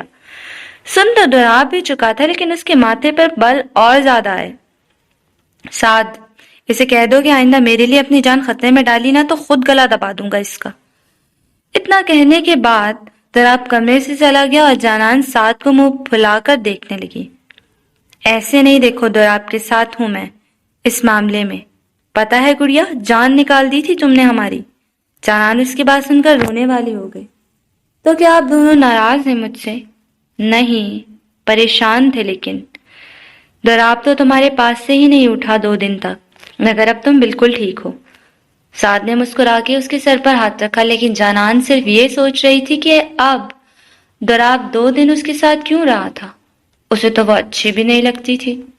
چلو اب تم سو جاؤ اور جلدی سے ٹھیک ہو جاؤ تاکہ ہم خوب باتیں کریں، سعد نے اسے کہا تو جانان نے مسکراتے ہوئے آنکھیں بند کر لی۔ ہمنا بھی عشاء کی نماز پڑھ کے جائے نماز رکھ رہی تھی جب عثمان اس کے پاس آ کے کھڑا ہوا۔ ہمنا اسے حیرانی سے دیکھنے لگی کیونکہ اس دن ریسٹورنٹ والے واقعے کے بعد عثمان سے اس کا آمنا سامنا بہت کم ہوا تھا۔ وہ بہت دیر سے گھر آتا اور ہمنا اس کا انتظار کیے بغیر سو جاتی۔ صبح وہ دیر سے اٹھتا اور ناشتہ کر کے باہر نکل جاتا۔ ہمنا نے سوالیہ نظروں سے اسے دیکھا تو عثمان نے اس کے سامنے ایک فائل رکھی اور خود اپنا کوٹ اتارتا ہوا ڈریسنگ روم کی طرف چل دیا۔ ہمنا نے فائل کھول کے دیکھا تو اس کے چہرے کو ایک مسکراہٹ نے چھوا۔ الیکشن پہ تو کھڑا ہو گیا، اب مجھے ہرانا سسر صاحب کے تو کیا کسی کے بس میں نہیں۔ وہ پھر سے ہمنا کے پیچھے کھڑا ہو گیا۔ ہمنا وہاں سے جانے لگی تو عثمان نے اس کا ہاتھ تھام لیا۔ وہ الیکشن پر کھڑے ہونے کے بعد آپ نے کچھ تقاضے پورے کرنے تھے؟ عثمان مسکراتا ہوا ہمنا کو اپنے قریب لا کے بولا تو ہمنا اسے گھورنے لگی۔ ڈیل الیکشن جیتنے کی ہوئی تھی، تب تک فاصلے پر رہو ذرا، ہمنا نے اپنا ہاتھ چھڑواتے ہوئے کہا۔ بھائی الیکشن انسان سٹیپ بائی سٹیپ جیتتا ہے، اس لیے ہر سٹیپ پر کچھ نہ کچھ ملنا چاہیے، اس طرح آہستہ آہستہ ہم دونوں کو ایک دوسرے کی عادت ہو جائے گی۔ عثمان اس کے نازک لبوں کو دیکھتے ہوئے کہا تو ہمنا جلدی سے ہاتھ چھڑوا کے دروازے کی طرف چلی گئی اور مڑ کر عثمان کو گھورتے ہوئے بولی، میں آپ کے لیے کھانا لے کر آتی ہوں۔ جبکہ اس کے اس انداز نے عثمان کو اندر تک سرشار کیا۔ وہ سمجھ گیا کہ ہمنا کا پہلا تقاضا اسے آپ کہنا ہے اور یہی چیز اس کی جیت کی پہلی نشانی تھی۔ تمہارے غرور کو ختم کر کے تمہیں اپنے پیروں میں بٹھاؤں گا مسز عثمان ملک۔ عثمان اپنے پہلے منصوبے کی کامیابی پر خوش تھا۔ شان اب پاک آدمی کے پاس بھی نہیں تھا، وہاں سے تو وہ فرار ہو گیا تھا، لیکن اب نہ جانے وہ کہاں غائب ہو گیا تھا۔ بادشاہ کو یہ بھی پریشانی تھی کہ اگر وہ دارا کے ہاتھ لگ گیا تو بادشاہ کے لیے بہت مسئلہ ہو جائے گا، لیکن بادشاہ کو دارا کی خاموشی پریشان کر رہی تھی۔ کافی عرصے سے دارا نے اس کے کام میں ٹانگ نہیں اڑائی تھی اور بادشاہ کو اس کی وجہ سمجھ نہیں آ رہی تھی۔ بہرام، بہرام، دارا اپنے سب سے خاص آدمی کو بلانے لگا جو اس کے لیے اس کا دایاں ہاتھ تھا۔ ملک کو تو وہ پہلے ہی کھو چکا تھا، اب بہرام اس کے لیے کافی قیمتی تھا اور اگر وہ دارا کے ہاتھ لگ گیا تو بادشاہ کا کافی نقصان ہو سکتا تھا۔ جی سردار، دارا کو پھانسنا پڑے گا، وہ ضرور کچھ بڑا سوچ رہا ہے۔ اتنی خاموشی کی کیا وجہ ہو سکتی ہے؟ بادشاہ نے بہرام سے پوچھا۔ مجھے بھی ایسا ہی لگتا ہے سردار، اس دفعہ ہتھیاروں کی اسمگلنگ کے درمیان بھی رکاوٹ نہیں بنا۔ پھر ہمیں کچھ سوچنا چاہیے اس بارے میں، کچھ بڑا سوچ بہرام، دارا کو پھنسانا کے لیے جس سے وہ ہمیں زندہ ملے۔ بادشاہ کو بہرام کے چالاک دماغ پر پورا بھروسہ تھا۔ جی سردار، بس کچھ وقت۔ ٹھیک ہے، لیکن دارا اس سے بچنا نہیں چاہیے۔ بادشاہ اپنے چہرے پر وحشت سجائے بول رہا تھا۔ بہرام ہاں میں سر ہلاتا چلا گیا۔ سلمان صاحب بہت غصے سے عثمان ملک کے آفس میں داخل ہوئے۔ یہ کیا حرکت ہے؟ ہمارے درمیان سودا ہوا تھا اور اب تم پھر سے الیکشن پر کھڑے ہو گئے ہو؟ سلمان صاحب کے انداز پر عثمان کا پارا ہائی ہو گیا۔ آواز نیچے رکھیں سلمان صاحب، یہ آفس ہے میرا۔ رہی بات الیکشن کی تو اس پر آپ کی بیٹی ہی کھڑا کر رہی ہے مجھے۔ آپ اپنی بیوی کا حکم تو ٹال نہیں سکتا۔ عثمان چہرے پر مسکراہٹ سجائے بولا، لیکن تم اپنی بات سے پھر نہیں سکتے۔ میں ہمنا کو واپس لے آؤں گا۔ اس بات پر عثمان ملک غصے سے مٹھیاں بیچ کر سلمان صاحب کو دیکھنے لگا۔ آج کے بعد میں ایسا سننا بھی برداشت نہیں کروں گا۔ ہمنا میری ہے، اب صرف میری۔ آپ تو کیا، وہ خود بھی اب خود کو دور لے جانے کے بارے میں سوچ بھی نہیں سکتی۔ اس لیے بہتر یہی ہے کہ عزت سے چلے جائیں اور الیکشن کے لیے زیادہ پیسے ضائع مت کریے گا، کیونکہ آپ کچھ بھی کر لیں جیت نہیں سکیں گے۔ سلمان صاحب اس بات پر غصے سے وہاں سے چلے گئے، لیکن وہ یہ بھی جانتے تھے کہ ہمنا کو وہ قابو میں رکھ کے عثمان سے بات نہیں منوا سکتے۔ اس کی جگہ جانان یا زرش ہوتی تو بات کچھ اور تھی۔ اب انہیں عثمان کو الیکشن سے ہٹانے کا کوئی اور طریقہ ڈھونڈنا پڑے گا، کیونکہ وہ عثمان کے ہوتے ہوئے جیت نہیں سکتے تھے۔ عوام بھی عثمان کے ساتھ تھی اور اس کی پارٹی بھی زیادہ اسٹرانگ تھی۔ اب جیتنے کے لیے انہیں کچھ اور سوچنا پڑے گا۔ جانان کی ریکوری کافی اچھے سے ہو رہی تھی، کیونکہ اس کا بہت اچھے سے خیال رکھا جا رہا تھا۔ تراب خود اس کے پاس بیٹھ کر اسے کچھ نہ کچھ کھلاتا اور اگر وہ منع کر دیتی تو اسے گھوننے لگتا، جس کی وجہ سے جانان کو کبھی دلیا تو کبھی فروٹس کھانے پڑتے جو اسے پسند بھی نہیں تھے، لیکن تراب کے ڈر سے کھا لیتی۔ اس واقعے کے گزرے 2 ہفتے ہو گئے تھے اور یہ سارا وقت تراب جانان کے پاس ہی رہا تھا، جس کی وجہ سے اس کے بہت سے کام ادھورے رہ گئے تھے۔ تم باہر نہیں جا سکتی جانان، بہت سردی ہے۔ جانان باہر جانے کی ضد کر رہی تھی کیونکہ کمرے میں رہ کر وہ بور ہو گئی تھی۔ تراب کے منع کرنے پر جانان نے منہ پھلا لیا۔ آپ بالکل بھی اچھے نہیں ہیں، سعد بھائی کو آنے دیں، میں ان سے آپ کی شکایت لگاؤں گی اور ان کے ساتھ چلی جاؤں گی۔ اس سے پہلے کہ دراب اسے بتاتا کہ سعد دراب سے پوچھے بغیر کچھ نہیں کرے گا، سعد کمرے میں آیا اور دراب کو وجدان کے بارے میں بتایا جو اس کا باہر انتظار کر رہا تھا۔ وجدان جانان کو گولی لگنے کے 1 دن بعد ہی اپنے کام کو چلا گیا تھا اور دراب جانتا تھا کہ وہ ضرور کسی ضروری کام کی وجہ سے اتنی دور آیا ہوگا۔ ویسے بھی دراب کے برعکس وجدان پہچان بدلنے اور نئی پہچان بنانے میں ماہر تھا، اس لیے بس یا ٹرین کے بجائے جہاز سے سفر کرتا تھا۔ دراب اس کے پاس چلا گیا اور جانان سعد کو دراب کی شکایتیں لگانا شروع ہو گئی۔ دراب، مجھے تو لگتا ہے کہ اب تمہارا بادشاہ تک پہنچنے کا ارادہ نہیں رہا۔ کب تک یہاں رہو گے؟ اپنے کام پھر سے شروع کر چکا ہے وہ، آگے سوچو کیا کرنا ہے۔ وجدان نے بیزاری سے دراب کو کہا۔ دراب کے ماتھے پر بل پڑ گئے، لیکن اس نے وجدان کو کچھ کہا نہیں کیونکہ وہ صحیح کہہ رہا تھا۔ ہم جانان کو پشاور لے کے جائیں گے، اس کے بعد دیکھتے ہیں کہ کیا کرنا ہے۔ تم اسے واپس نہیں بھیج رہے؟ وجدان نے سپاٹ لہجے میں پوچھا۔ نہیں، میں نے سیکھ لیا ہے کہ اپنی قسمت سے لڑا نہیں جاتا، اس لیے اب میرا ارادہ جانان کو اپنا بنانے کا ہے۔ وجدان نے ہاں میں سر ہلایا اور ڈاکٹر فہد کے پاس جانے لگا۔ دراب واپس گیا تو جانان ابھی تک سعد سے شکایتیں لگانے میں مصروف تھی۔ آپ کو پتا ہے سعد بھائی، مجھے ایسا لگتا ہے کہ یہ ہاسپٹل نہیں جیل ہے، اور آپ کے وہ ادرک دوست میرے جیلر۔ فکر مت کرو، جا رہے ہیں ہم اس جیل خانے سے۔ وجدان کی آواز پر جانان اپنی آنکھیں بڑی کر کے اسے دیکھنے لگی۔ کہاں؟ پشاور۔ جانان کے پوچھنے پر دراب نے اسے جواب دیا، جسے سن کے نہ جانے کیوں جانان کو عجیب سا سکون ہوا تھا۔ ہمنا اس وقت سلامت بابا کے ساتھ کھانا بنانے کی کوشش کر رہی تھی۔ ان دنوں میں ہمنا اس گھر میں سب سے زیادہ سلامت بابا کے ساتھ وقت گزارتی۔ انہیں بھی ہمنا اپنی بیٹی جیسی لگتی تھی۔ ارے بیٹا، اتنا نمک نہیں ڈالو، عثمان بیٹے کو پسند نہیں۔ ان کی بات پر چڑھتے ہوئے ہمنا نے نمک تھوڑا سا ڈال کے واپس رکھ دیا۔ عثمان آج کل الیکشنز، کمیشنز اور جلسوں وغیرہ میں بہت مصروف تھا اور بہت دنوں سے گھر نہیں آیا تھا، اس لیے آج ہمنا اس کے لیے کھانا بنا رہی تھی۔ اور وہ ایسا کیوں کرنا چاہتی تھی یہ وہ بھی نہیں جانتی تھی۔ آپ کے اس بیٹے کو ہر کام سے چڑ ہوتی ہے، کبھی کبھی تو ایسا لگتا ہے کہ سانس لینے والی ہوا کے بارے میں بھی کہیں گے کہ اچھی نہیں ہے، چینج کرو اسے۔ ہمنا نے عثمان کی طرح بھاری آواز میں کہا تو سلامت بابا ہنسنے لگے۔ اوہو، تو یہاں میرے بارے میں باتیں ہو رہی ہیں، مجھے بھی بلا لیا ہوتا تو اپنی رائے دے دیتا۔ اپنے پیچھے سے عثمان کی آواز سن کر ہمنا چونک گئی۔ وہ مڑ کر اسے دیکھنے لگی جو آج ایک ہفتے کے بعد منہ دکھا رہا تھا، پھر اپنی باتیں آنے پر کنفیوز ہو گئے۔ آپ جا کے فریش ہو جائیں، میں کھانا لگا دیتی ہوں۔ ہمنا کے کہنے پر عثمان جانے لگا کیونکہ وہ بہت تھکا ہوا تھا۔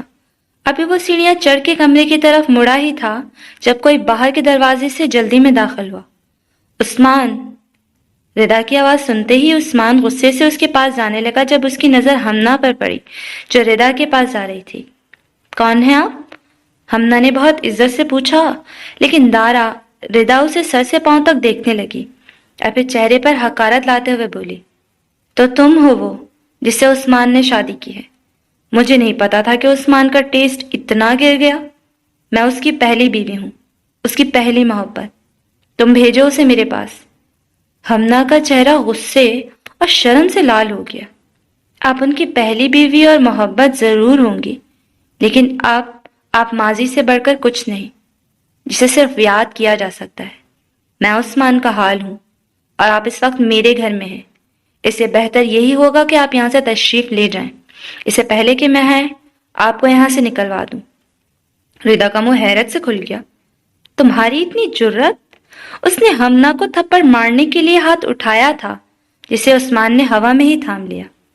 یہ غلطی مت کرنا، نہیں تو تمہارا ہاتھ توڑنے میں 1 منٹ نہیں لگے گا مجھے۔ جیسا میری بیوی نے کہا ہے کرو اور دفع ہو جاؤ یہاں سے۔ عثمان غصے سے پھنکارا تھا۔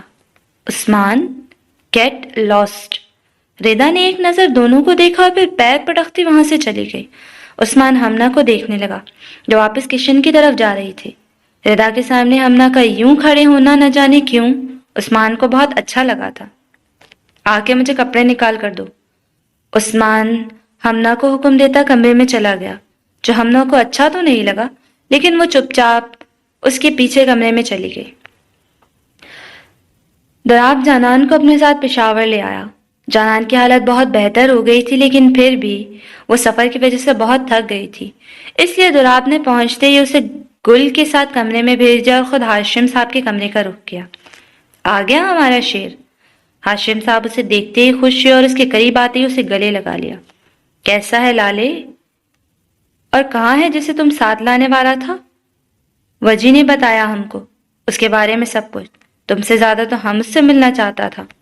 دراب ان کے انداز پر مسکرایا۔ وہ تھک گئی تھی اس لیے گل کے ساتھ بھیج دیا کمرے میں۔ لو تو یہ کون سا بڑا مسئلہ ہے، چلو ہم وہاں چلتے ہیں۔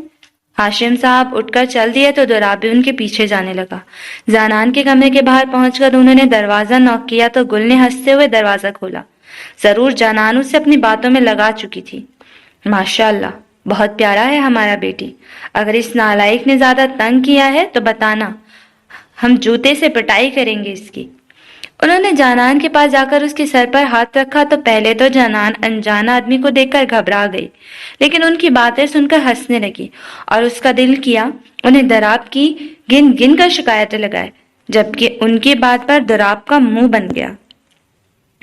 ہاشم صاحب کا لہجہ اور مزاج بالکل پٹھانوں والا تھا جو جانان کو بہت اچھا لگا تھا۔ آپ بیٹھ جائیں، جانان نے ہچکچاتے ہوئے کہا تو وہ مسکرا دیے۔ نہیں، ابھی تم آرام کرو، لیکن بعد میں ہمارا کمرے میں آ جانا، پھر خوب ساری باتیں بھی کر لیں گے اور لوڈو بھی کھیلیں گے۔ جبکہ باتوں اور لوڈو کا سن کے جانان بہت زیادہ خوش ہو گئی۔ یہاں آتے ہی اس کی ایک اچھی سی دوست بن گئی تھی اور دراب کے بابا تو بہت زیادہ اچھے تھے۔ جانان اب یہ سوچ رہی تھی کہ اگر انکل اتنے اچھے ہیں تو ان کے بیٹے کس پر چلے گئے۔ میں نے اپنی آپی اور امی سے بات کرنی ہے، یا آپ کے بیٹے مجھے بات نہیں کرنے دیتے۔ جانان نے منہ بسور کے کہا تو ہاشم صاحب دراب کو گھورنے لگے اور یہ دیکھ کر جانان دل سے خوش ہوئی۔ تم فکر نہ کرو، ہم خود بات کرائے گا، ابھی بس آرام کرو، ٹھیک ہے؟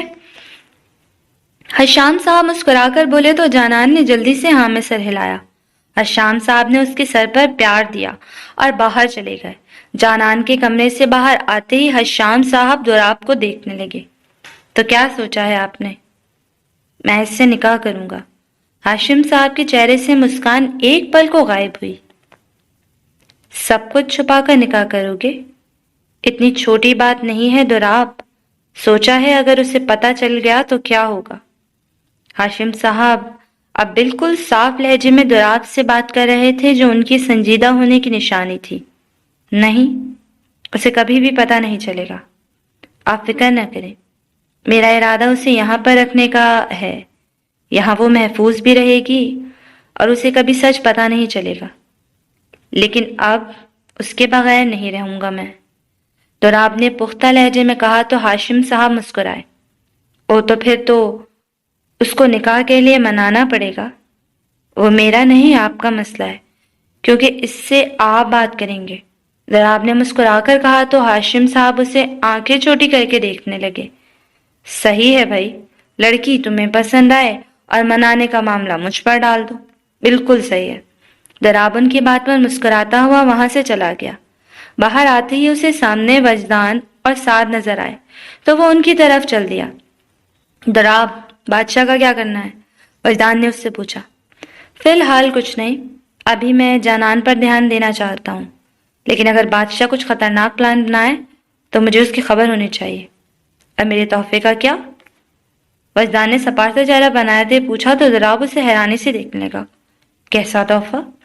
ہمارے ساتھ تو چلو دوراب، تحفہ تمہیں بہت پسند آئے گا۔ جواب سعد کی طرف سے آیا تھا، جو چہرے پر مسکراہٹ کے ساتھ دوراب کو دیکھنے میں مصروف تھا۔ ٹھیک ہے، چلو۔ دوراب اتنا کہتا ہوا وجدان اور سعد کے ساتھ چلا گیا۔